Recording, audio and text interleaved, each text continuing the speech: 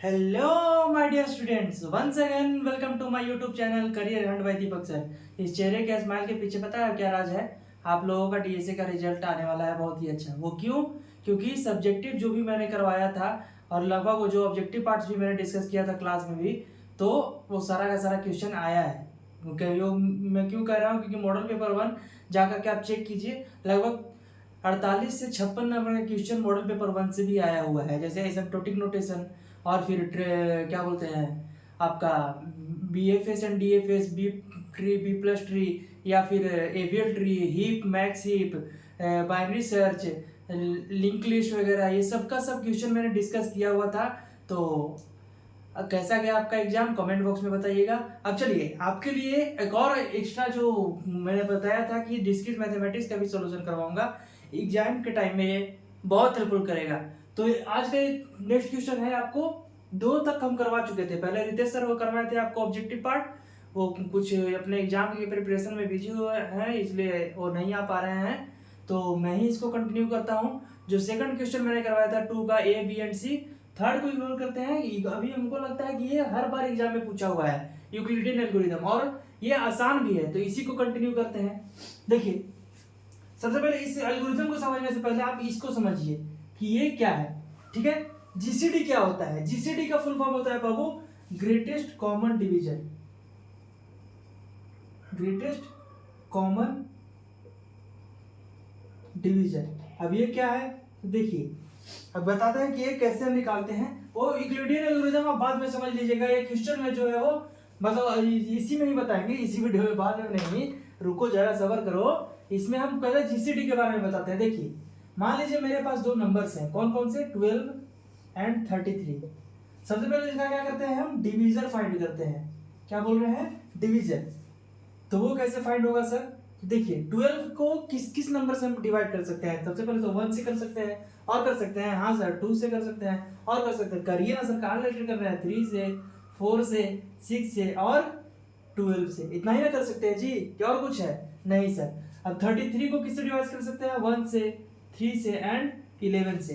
ये क्वेश्चन जब बताएंगे बाबू तो आपका जो तीसरा का सी है वो भी आसानी से बनेगा, तीसरा का बी है वो भी आसानी से बनेगा। इसलिए पहले हम इसी को डिस्कस कर रहे हैं, ना कि वो हर मेरे जो हम करवाते हैं उसके पीछे कुछ ना कुछ लॉजिक होता है। अब देखिए, इसमें से क्या करना है हमको? कॉमन डिवीजन फाइंड करना है। क्या फाइंड करना है? कॉमन डिवीजन, मतलब कि वैसा डिवीजन जो 12 को भी डिवाइड कर रहा है और 33 को भी डिवाइड कर रहा है। तो कौन है बताइए? इसमें से आपका एक 1 है, और कौन है? 3 है, बस। और कोई है यहाँ पर? 1 है और 3, क्या 11 है इसमें? नहीं है। तो ये आपका हो गया कॉमन डिवीजन। ठीक है, अब ग्रेटेस्ट क्या होता है सर? कॉमन डिवीजन तो आप बता दिए, जीसीडी क्या होता है वो भी बता दीजिए। तो बता देते हैं भाई, काहे रो रहे हो? देखो, इसमें से जो भी आपका जो कॉमन निकला ना, उसमें से बड़ा वाला जो वैल्यू होता है ना, वो आपका ग्रेटेस्ट होता है, मतलब जीसीडी होता है। क्या बोला मैंने? जो भी आपका कॉमन डिवीजन निकला, क्या बोले? जो भी आपका कॉमन डिवीजन निकला और उसमें से भी जो सबसे बड़ा है, मतलब कि मान लीजिए इसमें से इसी तरीके से मान लीजिए किसी और नंबर का अगर डिवाइड करवाते और वैल्यू आता 2, 3 एंड 8, इस तरीके से कॉमन होता, तो इस तीनों में से सबसे बड़ा कौन है? 8 है, तो 8 आपका जीसीडी होगा। उसी तरीके से अभी मेरे पास क्या हुआ? कॉमन इनमें से क्या है बाबू? 3 है, तो इसलिए इसका जीसीडी 3 होगा। आई थिंक क्लियर हो गया। जीसीडी नहीं हुआ है? ठीक है, एक और एग्जांपल हम लिखते हैं।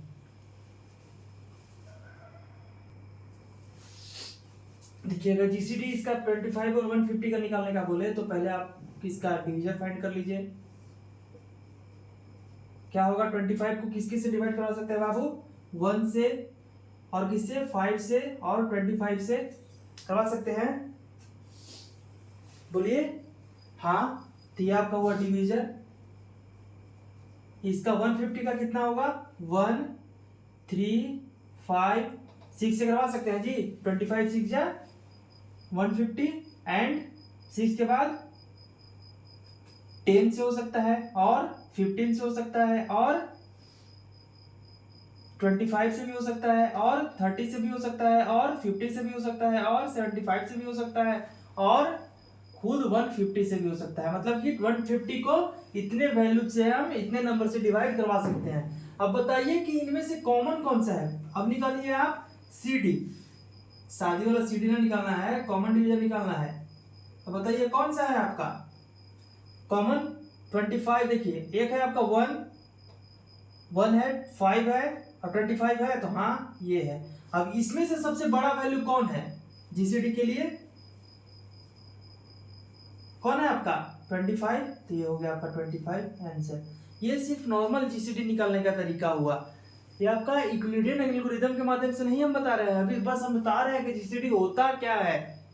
बात समझ में आ रहा है? यूक्लिडियन एल्गोरिथम अलग है, हमारे साथ मत जोड़िए, वो अलग है। 19 और 20 का अंतर नहीं है, 19 लाख और 20 लाख का अंतर है, समझे? तो यही यहाँ पर डिफरेंस है। तो चलिए अब आगे चलते हैं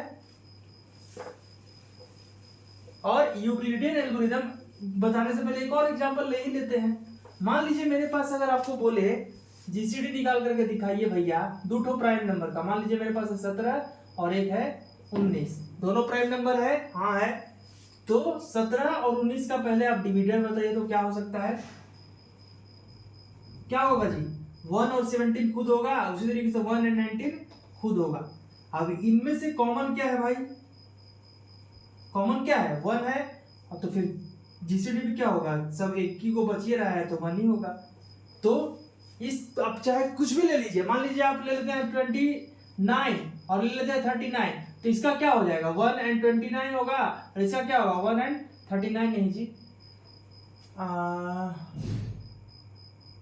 37 ले लेते हैं, ठीक है? तो 1 और 37, 39 तो डिवाइड हो सकता है, प्राइम नंबर नहीं होगा, तो 37। तो बताइए कि इसमें से कॉमन क्या है? तो 1 है, तो 1 में से अगर बड़ा खोजेंगे तो क्या है? एक ही को नंबर ही है, तो क्या होगा? 1। तो इस तुक से, इस एग्जाम्पल से आपको समझ में क्या आ रहा है कि अगर दो प्राइम नंबर का GCD अगर निकालने को बोलेगा बाबू, तो हमेशा क्या आता है आपका? बताइए, अगर दो प्राइम नंबर का GCD निकालने के लिए बोलेगा और हमेशा क्या आएगा आपका? 1 ही आएगा GCD, ठीक है? अब आगे की तरफ चलते हैं और यूक्लिडियन एल्गोरिथम से एक छोटा सा एग्जांपल लेते हैं, तब इस क्वेश्चन को अटेम्प्ट करेंगे, ठीक है? पहले एक छोटा वाला, क्योंकि ये थोड़ा बड़ा वैल्यू है, तो फिर हम आगे की तरफ बढ़ेंगे। तो फाइंड करते हैं हम यूक्लिडियन एल्गोरिथम से, यूक्लिडियन एल्गो से क्या GCD ऑफ, जो सबसे फर्स्ट एग्जांपल लिए थे 12 और 33, ठीक है? जब 12 और 33 को फाइंड करना है तो देखिए इसके लिए क्या करना पड़ता है? एक टेबल बनाइए। क्या है? क्वोशिएंट है, फिर क्या है आपके पास? A है, फिर क्या है आपके पास? B है, फिर क्या है आपके पास? ये आपका रिमाइंडर है, R का मतलब रिमाइंडर। देखिएगा यहाँ पर फिल कैसे कैसे करेंगे। अभी के लिए मान लीजिए Q और R मेरा 0 है, ठीक है? क्या करेंगे? इनमें से सबसे बड़ा वैल्यू कौन सा है वो फाइंड कीजिए। तो 12 और 33 में बड़ा कौन है? 33। तो जो भी बड़ा है उसको A में लिखिए, ठीक है? और जो छोटा है उसको B में लिखिए, ठीक है? अब इनमें से क्या कीजिए? B से डिवाइड करवाइए A को, मतलब कि इस तरीके से A mod B, और जो आपका वैल्यू आएगा वो इसमें फिल कीजिए। तो A mod B करवाना है। अब इसके लिए देखिए एग्जाम के पर्पस से हमें स्टेप बाय स्टेप ही बता देंगे, पहले यूक्लिडियन एल्गोरिथम को सीख लीजिए होता क्या है। जब इस क्वेश्चन को सॉल्व करेंगे ना तो स्टेप बाय स्टेप 7 नंबर में कैसे लिखेंगे, आपको तो मेन मोटिव वही है ना, 7 नंबर यह कैसे मिलेगा, सब जानते हैं हम लोग के। तो देखिए 33 को अगर 12 से डिवाइड करवाएंगे तो क्या आएगा आपका?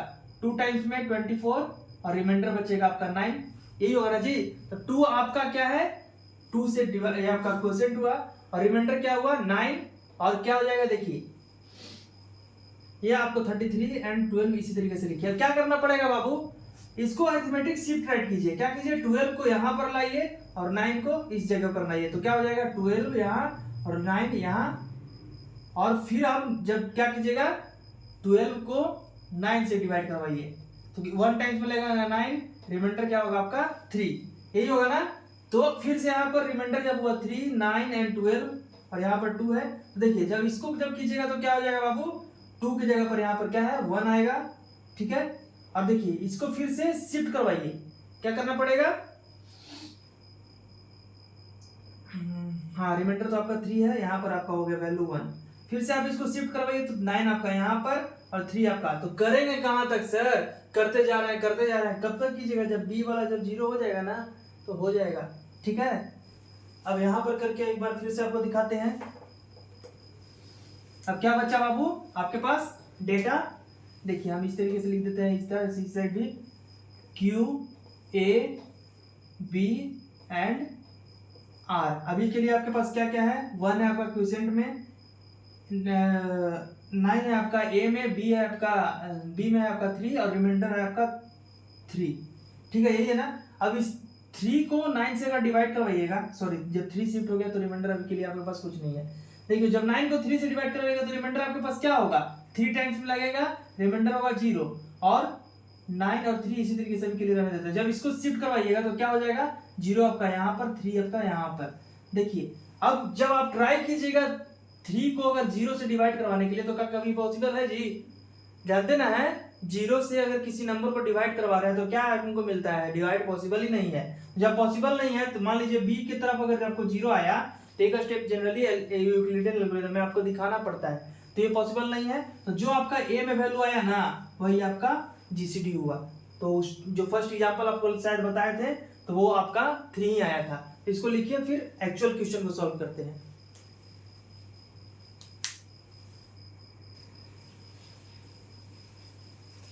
देखिए अभी के लिए मेरे पास स्टेप 1 में है, सॉल्यूशन करते हैं इसको और एग्जाम के लायक कैसे क्वेश्चन इसको लिखेंगे। स्टेप 1, गिवन दैट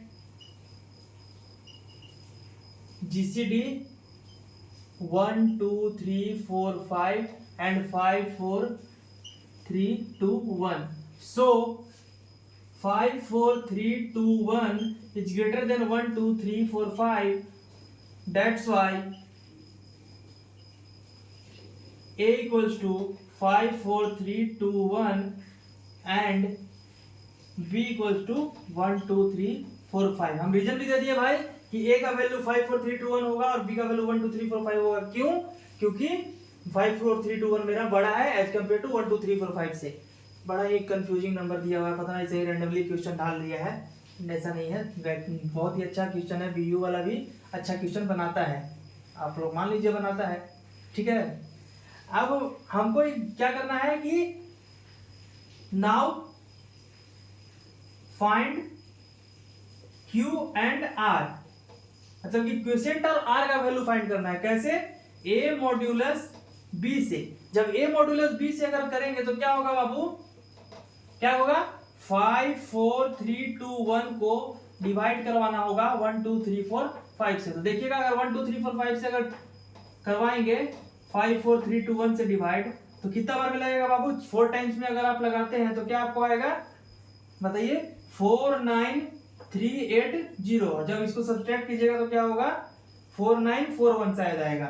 हाँ 4 9 4 1। देखिए अब चेक कर लीजिएगा, मेरे पास ऑलरेडी किया हुआ था और इस क्वेश्चन को अटेम्प्ट किए थे इसलिए हम डाटा रख दिए हैं। 1 2 3 4 5 को अगर 4 से डिवाइड मल्टीप्लाई करवाते हैं तो क्या आता है, 4 9 3 8 0 और इसको जब सब्ट्रैक्ट करेंगे तो रिमाइंडर आपका आएगा 4 9 4 1। तो इसको एज ए टेबल भी शो कर देते हैं। Q है मेरे पास, A है, B है। Q का वैल्यू क्या हो गया बाबू आपके पास, कितने बार में लगा है, 4 टाइम्स में। A का वैल्यू क्या है मेरे पास, 5 4 3 2 1 और B का वैल्यू था 1 2 3 4 5 और रिमाइंडर क्या आ गया 4 9 4 1। आई थिंक यही सही है। हाँ 4 9 4 1। अब देखिएगा अप्लाई ASR, जब ASR आप अप्लाई कीजिएगा तो 1 2 3 4 5 को इस साइड लाइएगा तो क्या हो जाएगा 1 2 3 4 5 और रिमाइंडर वाले वैल्यू को भी 4 9 4 1 यहाँ पर, ये आपका R है। इस स्टेप को लिखिए फिर आगे बढ़ते हैं।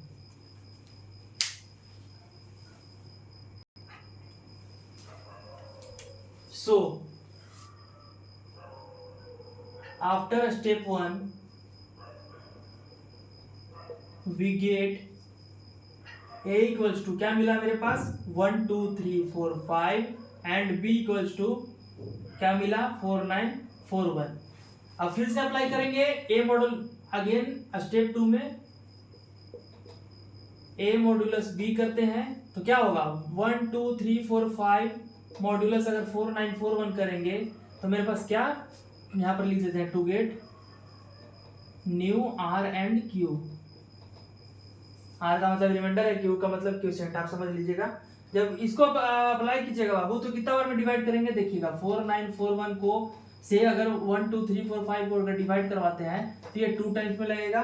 क्या आएगा आपके पास 9 8 8 2, ठीक है। फिर क्या होगा, तो डिवाइड करवाने के बाद रिमाइंडर आपका होगा 2463। ये डेटा मेरे पास है ऑलरेडी, मेरे कॉपी में किया हुआ है, इसलिए हम आसानी से लिख पा रहे हैं। आपको कैलकुलेटर या कैलसी का यूज करना पड़ेगा, ठीक है। तो आपके पास क्या आया, रिमाइंडर 2463। तो इसको फिर से टेबल बना लेते हैं।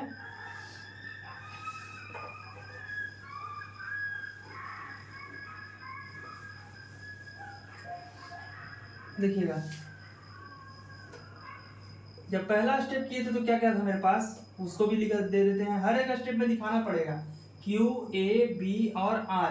जब पहला स्टेप किए थे तो क्या था, 5 4 3 2 1 1 2 3 4 5। कितने बार में लगा था, रिमाइंडर आपके पास क्या आया था 4941 और क्वेश्चन क्या था 4 टाइम्स। जब इसको आगे की तरफ बढ़ाए थे तो 4941 यहाँ पर आया और 1 2 3 4 5 यहाँ पर आया। जब शिफ्ट किए, अरिथमेटिक शिफ्ट राइट किए तो और रिमाइंडर तो क्वेश्चन तो मेरा यहीं पर है, रिमाइंडर खाली हो गया। फिर से इसको अप्लाई करवाए तो सेकंड स्टेप में क्या हुआ, इन सेकंड स्टेप, ये मेरा मान लीजिए फर्स्ट स्टेप है, ये मेरा मान लीजिए सेकंड स्टेप है, मान कर लीजिए वो है ये है। तो क्या हुआ था, 2 टाइम्स में लगा था, कितना आया मेरा रिमाइंडर 2463। क्या वैल्यू था 1 2 3 4 5 और 4941। फिर से इसको अरिथमेटिक शिफ्ट राइट करवाइएगा तो 4941 आपका इस साइड आएगा और 2463 यहाँ पर आएगा। क्लियर है, लिखिए आगे बढ़ते हैं।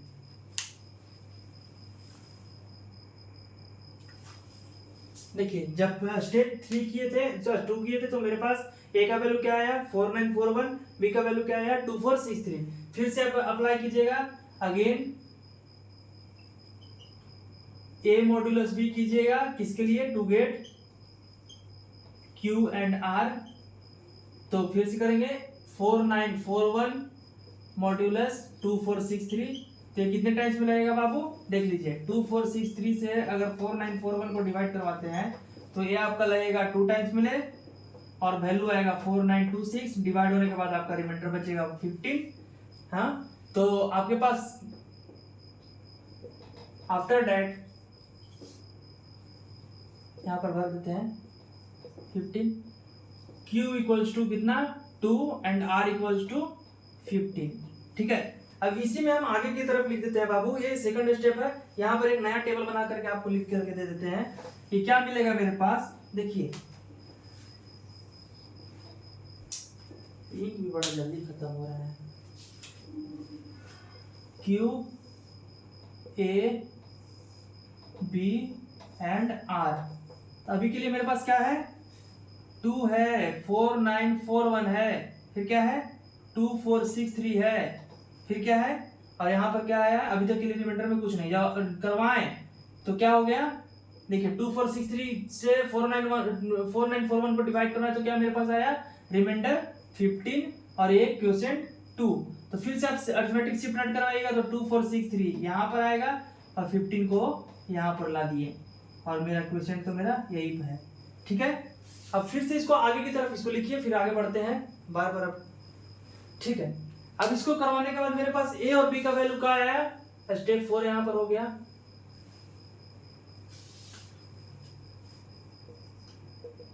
स्टेप 4 में यहाँ पर हम डालते हैं after step 3 we get a equals to 2463 and b equals to 50। ये ना गेट हुआ मेरे पास। ठीक है, अब फिर से यहां पर हम करवाते हैं मॉड्यूलस 2463 को अगर 15 से डिवाइड करवाते हैं तो क्या मिलता है, देखिएगा 15 से अगर 2463 को डिवाइड करवाते हैं तो 1 टाइम्स में 15 क्या बचेगा, यहाँ पर 9, यहाँ से 6 उतरा तो यहाँ पर 15 छक्का 90, 6 3 4 टाइम्स में यहाँ पर 64, मतलब कि 3 बचा। ये ना बचा जी, हाँ। तो Q का वैल्यू हो गया 164, यहाँ से मेरा रिमाइंडर आया 3, 164 और रिमाइंडर हुआ 3। ठीक है, तो जब ये करवाए हैं हम तो 2463 15 क्वोशिएंट क्या आया मेरे पास, क्वोशिएंट क्या आया जी 164 एंड रिमाइंडर 3। तो फिर से आप अरिथमेटिक शिफ्ट राइट करवाइए, 15 आपका इस साइड, 3 आपका इस साइड और बाकी का बाकी वैसे ही। ये हुआ थर्ड स्टेप, तो मेरे पास ये हुआ फोर्थ स्टेप। ठीक है। अब फिर से फिफ्थ स्टेप जब कीजिएगा तो क्या होगा, देख लीजिए, इसको लिखिए फिर हम मिटाते हैं। देखिए अब स्टेप 5 की तरफ अगर बढ़ते हैं तो क्या होगा, step 4, after step 4 we get. देखिए इसी तरीके से एग्जाम में भी लिखिएगा ना बाबू, जैसे हम जो पहला जो इससे जस्ट एग्जाम्पल करवाए थे 12 एंड 33 का, तो वो आपका रफ वर्क को एक तरह से समझिए कि अगर ऑब्जेक्टिव में आएगा तो यूक्लिडियन एल्गोरिथम से हम कैसे निकाल लेंगे, लेकिन एग्जाम में लायक लिखने के लिए आपको इस तरीके से लिखना पड़ेगा।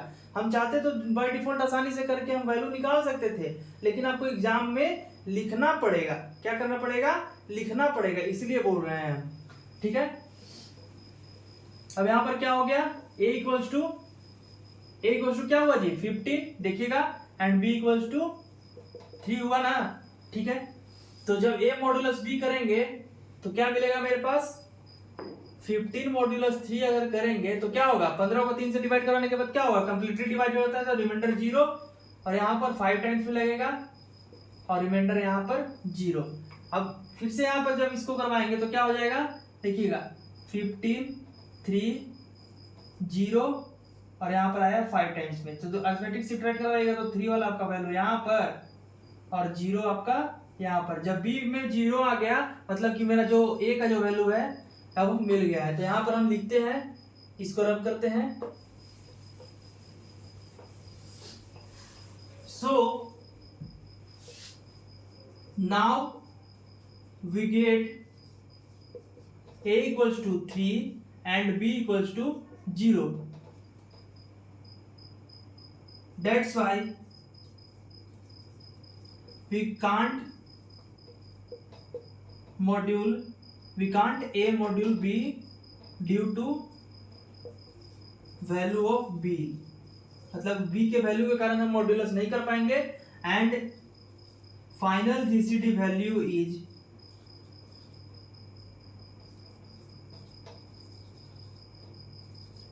a which is equals to 3। जो आपका a का जो वैल्यू आया ना वही आपका फाइनल जीसीडी वैल्यू हुआ। तो इस क्वेश्चन में इसका आंसर यहाँ तक फाइनल है। इस तरीके से अगर बनाइएगा तो 7 में आपको 7 मिलेगा, एक भी नंबर नहीं काटेगा। अब वो काटने वाला अगर उनका मन है तो 6.5 या 6 दे सकते हैं, लेकिन इससे ज्यादा काट नहीं सकते हैं। तो आगे चलते हैं और नेक्स्ट क्वेश्चन आपका है डिमॉर्गन्स लॉ को प्रूव कीजिए। वो ट्रूथ टेबल के माध्यम से हम उसको भी प्रूव करके दिखा देते हैं।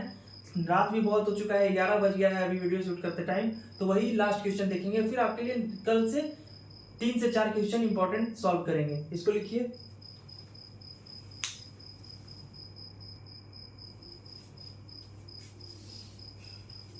चलिए इस क्वेश्चन को सॉल्व करते हैं। ये जो है बाबू ये दिया हुआ है ना, ये बूलियन अलजेब्रा का ही पार्ट है। इसको आप लोग डिजिटल इलेक्ट्रॉनिक्स में कैसे लिखते होंगे इसको बता देते हैं। p प्लस क्यू का whole bar equals to p bar and मतलब डॉट क्यू बार, इस तरीके से। और अगर इस तरीके से होता होगा p डॉट क्यू का होल बार मतलब नेगेशन क्या होता होगा, p बार प्लस क्यू बार, इस तरीके से करते होंगे आप लोग। तो ये आपका यहाँ पर इस तरीके से दिया हुआ, जनरली आपका क्वेश्चन जो दिया हुआ था ये आपका था नॉट एक minute not p and negation q, इस तरीके से था। तो चलिए आपको जो क्वेश्चन दिया हुआ है वो वैसे से सॉल्व करवाते हैं। देखिए इसको हम ट्रूथ टेबल से सॉल्व करते हैं। Given statement is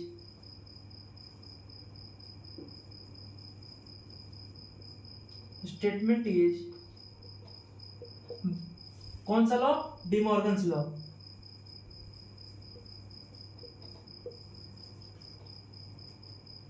which is not p or q which is equals to not p and not q, यही होता है। तो अब इसको truth by truth table, proof by truth table.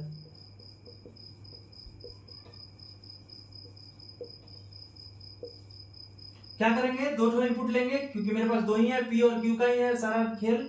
तो दो ठो इनपुट लेते हैं पहले बाबू, और फिर क्या करते हैं p और q करते हैं पहले। तो क्या होगा, दो ठो इनपुट में 0 0 1 1 और फिर 0 1 0 1, इसी तरीके से इनपुट लेते हैं।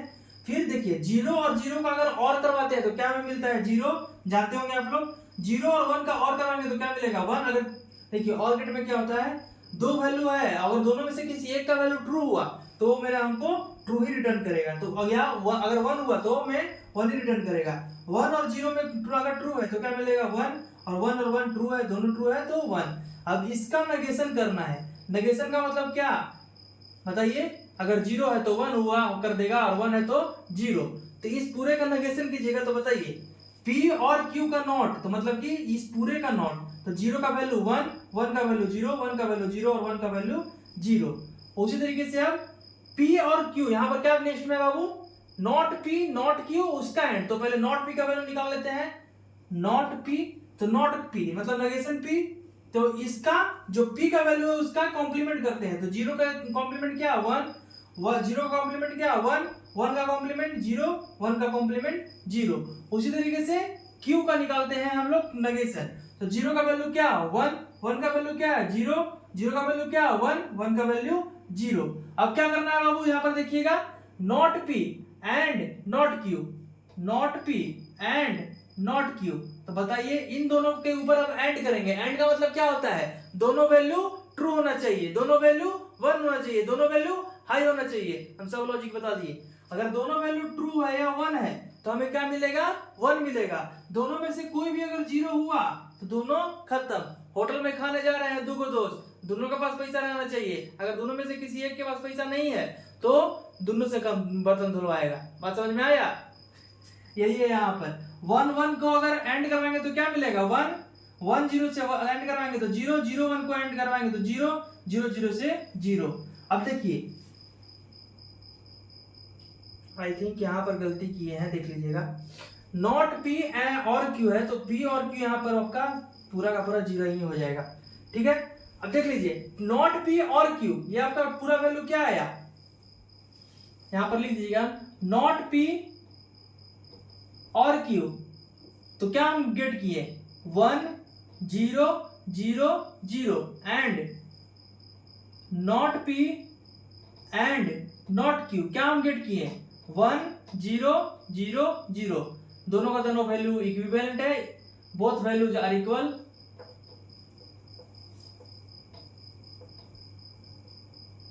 दैट्स व्हाई अब जो ये स्टेटमेंट है ये वाला लिख दीजिएगा आर इक्विवेलेंस। तो आज की इस वीडियो में इतना ही। काफी लेट हो चुका है, 11:30 बज गया है हमको वीडियो शूट करने के लिए, इसलिए हम आगे लंबा वीडियो नहीं शूट कर पा रहे हैं। तो बने रहिए career hand by Deepak sir के साथ। आपको डिस्क्रीट मैथमेटिक्स का क्योंकि एग्जाम के लिए काफी टाइम मिल चुका है, तो कल से भी कम से कम 1 आवर या 45 मिनट्स का 3 से 4 क्वेश्चन का सॉल्व करने का ट्राई करेंगे। इंपॉर्टेंट क्वेश्चन भी दे देंगे, मॉडल पेपर भी बना करके दे देंगे, ताकि अच्छे से ये भी एग्जाम चला जाए। ठीक है, तो सब्सक्राइब कीजिए, अपने दोस्तों के साथ इस वीडियो को शेयर कीजिए ताकि उन्हें भी हेल्प मिल सके। अकेले पास नहीं होना है, दोस्तों लोग को भी करवा देना है। काले इतना सेल्फिश बनना है, दोस्त लोगों के पास करवाओ और कमेंट बॉक्स में अपना विशेष देते रहिए। Thank you so much.